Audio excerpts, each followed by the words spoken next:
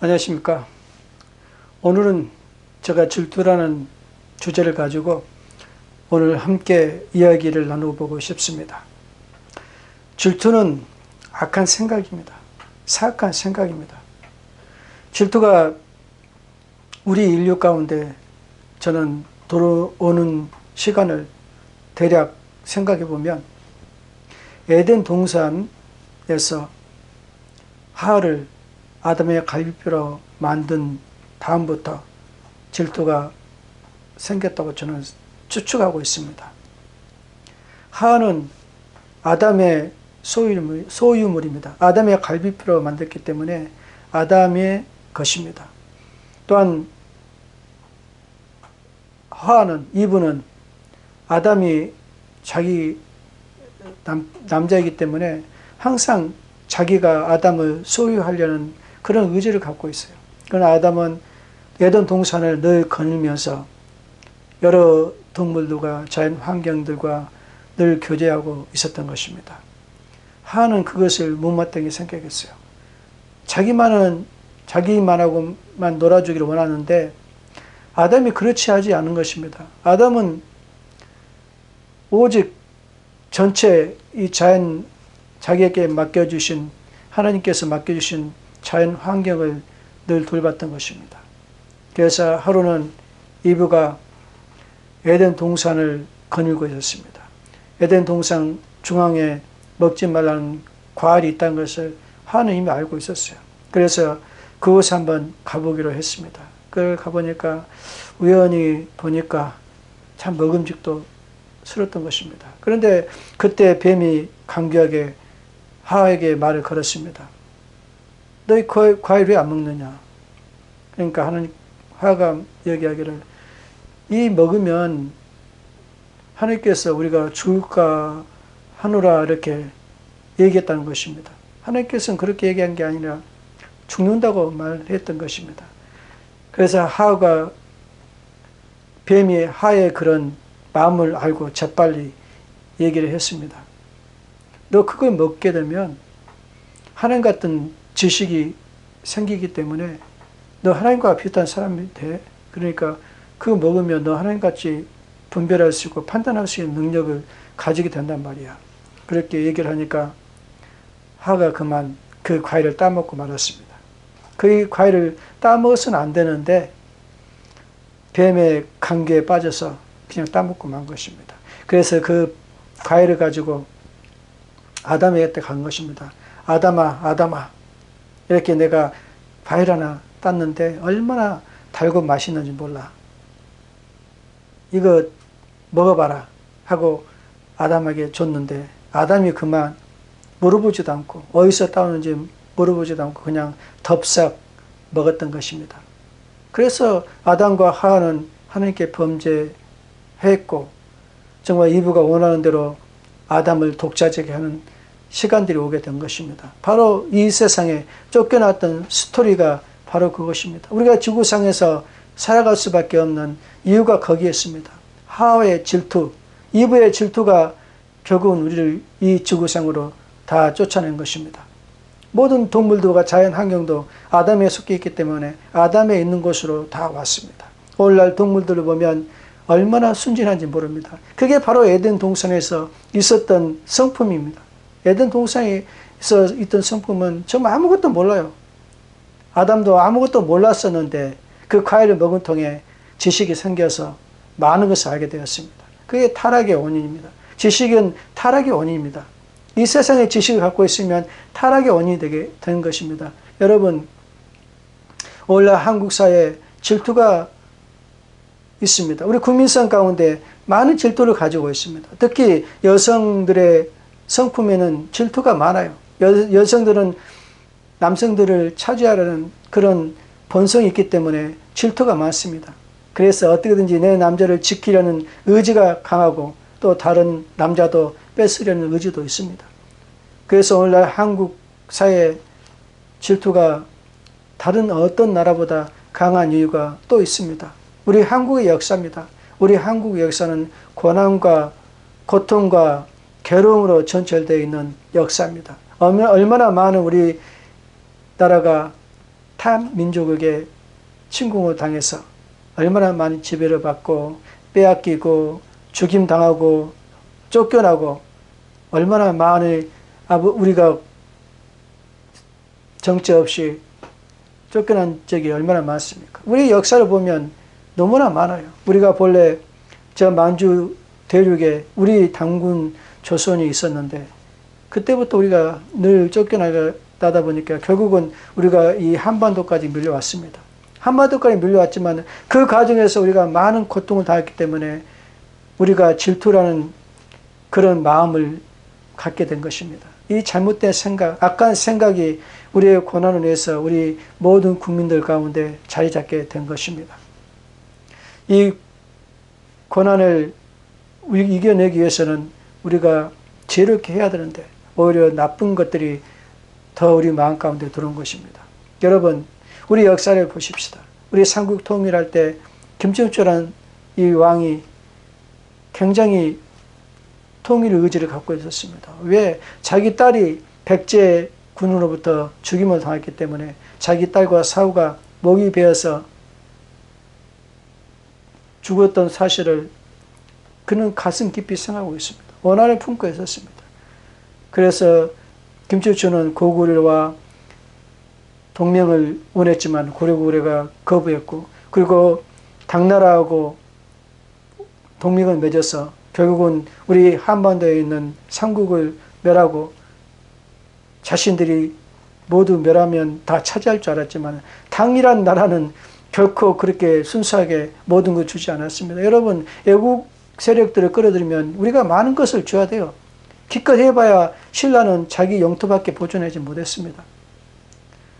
물론 후에는 여러 가지 공격으로 인해서 많이 차지하긴 했지만, 그러나 우리가 얼마나 많은 것을 잊었습니까? 이렇습니까? 우리가 바로 김중추의 그 질투 때문에 우리 민족은 많은 것을 뺏기고 말았습니다. 우리 삼국 통일 이후로 우리가 중국의 지배를 받게 된 것입니다. 중국의 지배를 받은 이후 우리 민족은 정말 얼마나 고통당하지 모릅니다. 이 삼국 통일이, 김춘추의 이 잘못된 생각이 이 민족을 너무 불행하게 만들었던 것입니다. 또 고구려를 보십시오. 연개소문의 아들이 이제 지배를 하고 있는데 그 둘째가 또 사악한 무리들에 기담아서 잘못된 생각으로 형을 질투하게 되었습니다. 형이 자신들 죽이려고 생각했던 것입니다. 잘못된 사람들의 말을 듣고 그렇게 믿었던 것입니다. 그 질투가 결국 형하고 대적해서 결국은 형을 몰아내고 형이 또 당나라에 기손해서 결국은 이 나라를 멸망시키는데 일조를 했던 것입니다. 여러분, 질투가 이 나라를 얼마나 파괴시키는지 모릅니다. 또 조선시대를 한번 보십시다.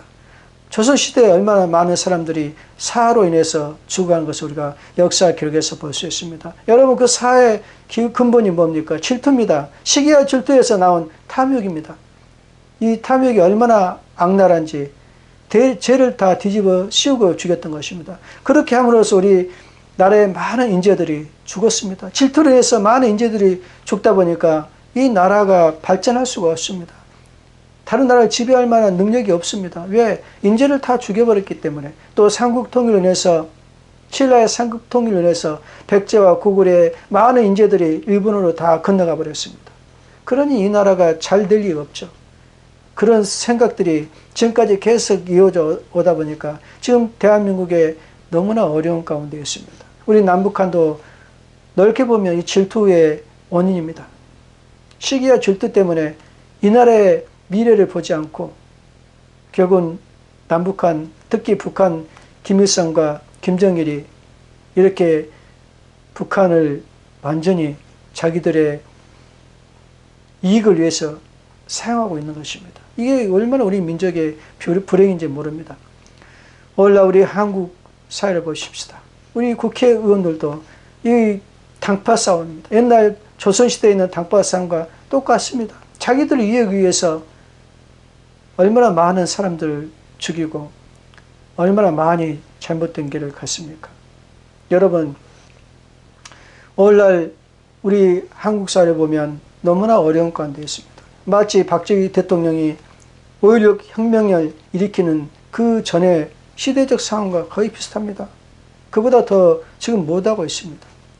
박정희 대통령이 과거 5.16 혁명을 일으키지 않았다면 오늘날 우리 한국은 존재하지 않았을 것입니다. 이미 공산 혁명으로 인해서 북한 공산주의에 섞였던 것입니다. 북한 김일성은 70년까지 계속 납작 감첩을 보냈는데 계속 붙잡힌 것입니다. 박정희 대통령이 강력한 유신 헌법으로 이 공산주의 세력들을 완전히 섬멸시켰기 때문에 공산주의 납작 간첩들이 활동할 수가 없었어요. 그 당시만 해도 얼마나 방공이 철두철미했는지 모릅니다. 그래서 김일성이 아무리 해도 안 되기 때문에 전략을 바꿨어요. 어떤 전략을 바꿨냐? 학원과에 투입시킨 겁니다. 학원과에 투입시켜서 학원 대학교 안에 있는 학생들을 포섭하기 시작했던 것입니다. 굉장히 유능한 엘리트를 포섭하기 시작했습니다. 김일성이가 지시를 했어요. 그렇게 앞으로 남한에 있는 대학교에 들어가서 엘리트들 포섭해라. 특히 판사나 정치권에 들어갈 수 있는 인재들을 만들라.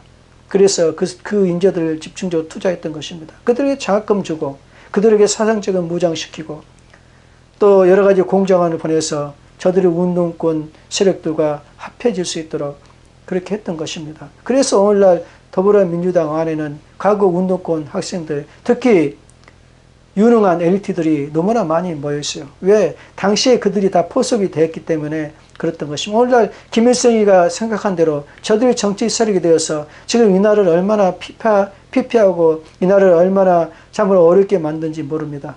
여러분, 우리가 질투라는 이 사악한 생각이 있기 때문에 우리 마음 가운데 더러운 생각이 있기 때문에 더러운 영들이, 더러운 생각들이, 더러운 세균들이 우리 마음 가운데 들어온 것입니다. 오늘날 한국 사회에 지금 너무나 위험한 상황에 처했습니다. 페미니즘이라는 아주 사악한 생각이 대한민국 여자들과 또 대한민국 남자들 안에 들어와 있습니다. 이 세력들이 지금 정치 세력을 만들고 대통령도 만들고 지금 국회의원도 만들고 그러고 있습니다.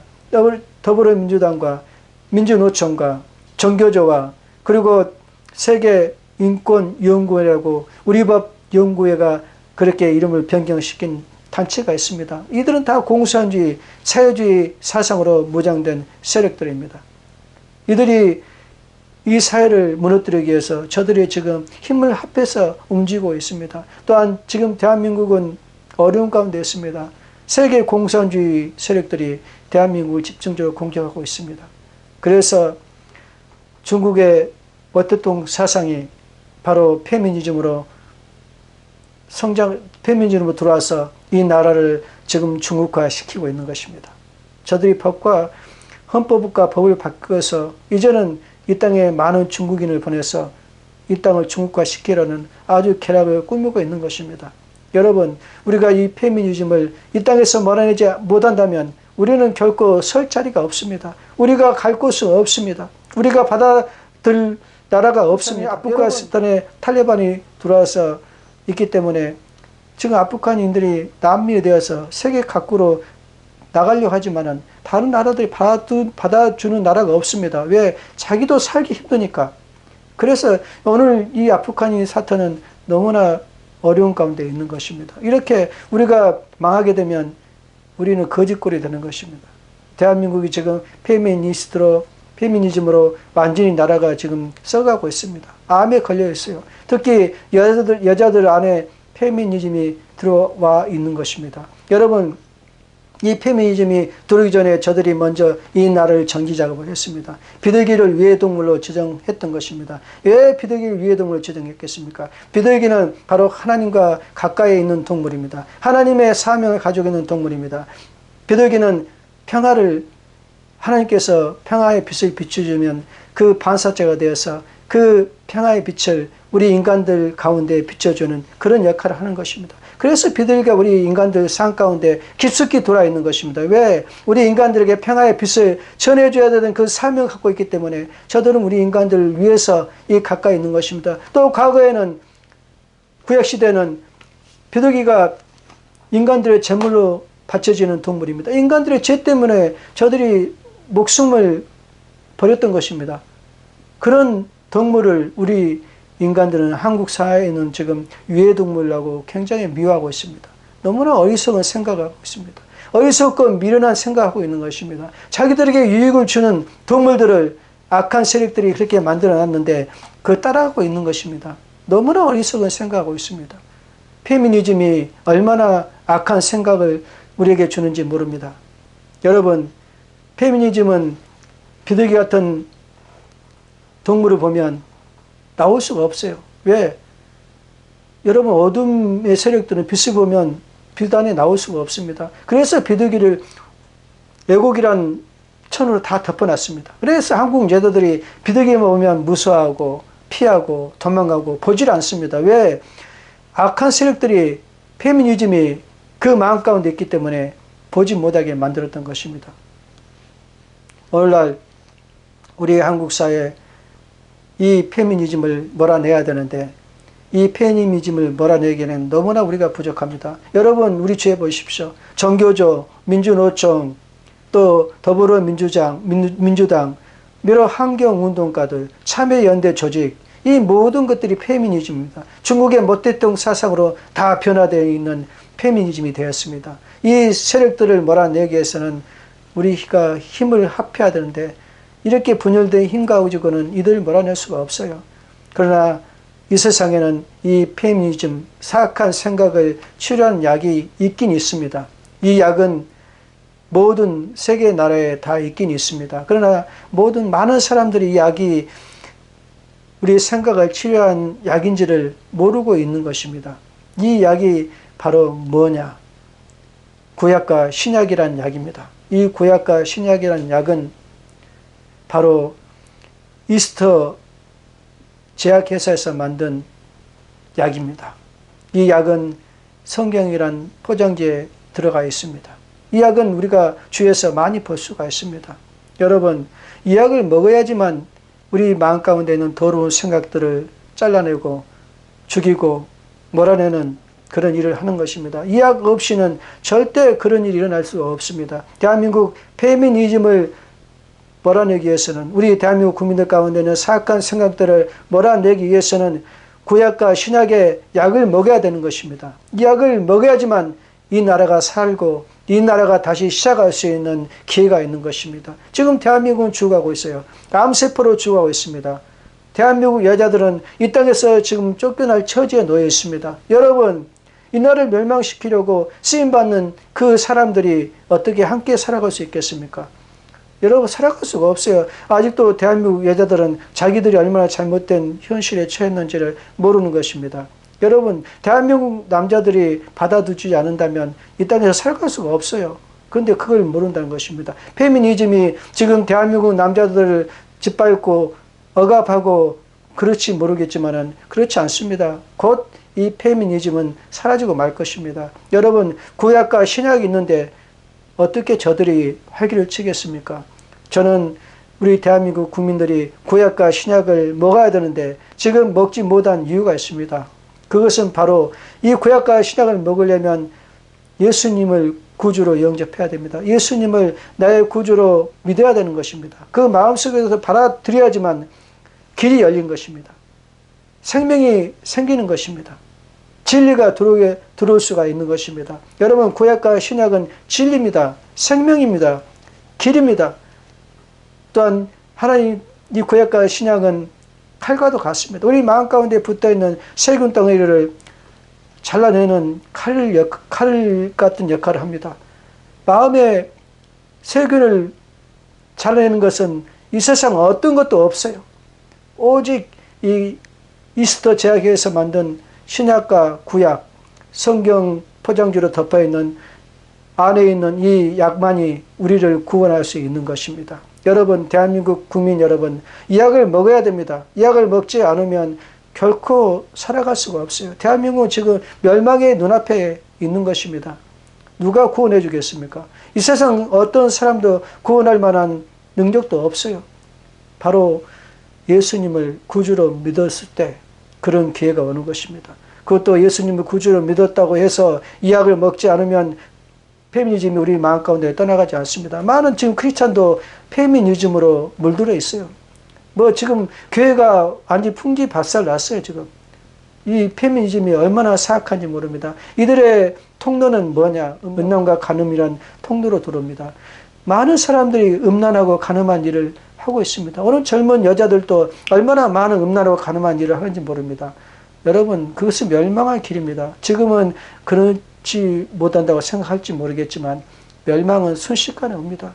멸망은 그 사람을 썩게 만들고 그 사람을 파멸시키는데 그렇게 만들고 마는 것입니다. 지금 우리 대한민국 국민들이 이 구약과 신약을 먹기 위해서는 우리가 약국에서 약을 제조받을 때는 매일 먹게 하는 약을 제조해 줍니다. 우리는 약을 매일 먹듯이 우리도 구약과 신약을 매일 먹어야 됩니다. 매일 먹어야지만 그 약의 효과가 있는 것입니다. 이것을 평생동으로 먹여야지만 우리가 병에 걸리지 않고 건강에 살아갈 수 있는 것입니다. 이 약 안에는 정말 또한 효능이 있습니다. 어떤 효능이 있냐? 지혜로운 효능이 있습니다. 이 약을 먹는 사람은 굉장히 지혜로워요. 이 약을 먹는 사람은 굉장히 강해집니다. 이 약을 먹는 사람은 굉장히 재능이 많아져요. 그래서 세상에서 머리가 되는 그런 위치에 다 서게 되는 것입니다. 여러분, 구약과 신약은 아무나 먹는 것은 아닙니다. 누구나 먹는 것은 아닙니다. 바로 예수 믿고 구원 받는 사람, 특별히 하나님께서 택하신 자녀들만 먹는 것입니다. 여러분, 우리 대한민국 국민 여러분, 여러분은 지금 굉장히 중요한 위치에 있는 것입니다. 여러분이 멸망하느냐, 다시 살아나느냐 하는 이 문제가 바로 여러분, 바로 눈앞에 있습니다. 이것을 잘못 선택하면 여러분 멸망의 길을 가고, 여러분 오늘날 보듯이 아프가니스탄이 왜 그 국민들이 그 나라에서 살지 못하고 밖으로 다 나갑니까? 여러분, 그런 경우가 올 수도 있다는 것입니다. 지금 페미니즘을 쫓아내지 못하면 이 나라는 멸망하고 말 것입니다. 특히 대한민국 여아들 가운데 있는 페미니즘이 이 나라를 죽이고 이 나라를 쓰러뜨리려고 지금 많은 일을 하고 있습니다. 여러분, 우리가 지혜롭게 살아야 될 이유가 바로 여기 있는 것입니다. 신약과 구약이 우리를 지혜롭게 만들어 줄 것입니다. 우리를 페미니즘부터 구원해 주실 겁니다. 우리가 신약과 구약을 반드시 먹어야 되는 것입니다.